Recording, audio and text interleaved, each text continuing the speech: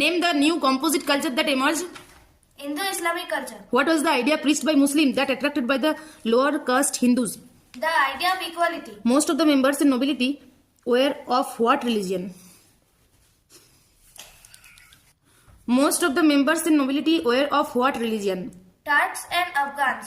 The Brahmins, often referred to as Pandits. depending upon what the society was divided into four. Depending upon power and prestige. Among the city dwellers who constituted a wealthy class, Merchants. who were the advisors to ruling class. Priests.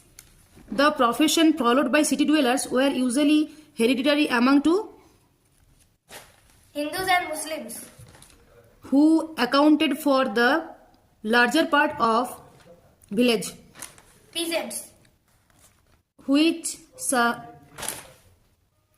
was the most evident field of art and architecture. Which of the Sultanate era was the most evident field of art and architecture is cultural assimilation.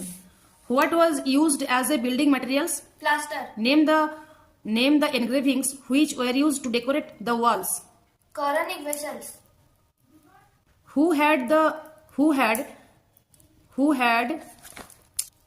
Who had a revered social position during the Sultanate era and was considered among the most refined artists? A calligrapher. Who was Amir Khusro? Amir Khusro was the court poet of Alauddin Khilji. He was also a great musician. He was believed to invent the sitar. Name the dresses that were introduced. Kurta pajama and salwar kameez. The Turks brought with them the tradition of Unani medicine. which language lost its prestige when Persian became the official language. Sanskrit. The letters in calligraphy were drawn with a Brush or a pen.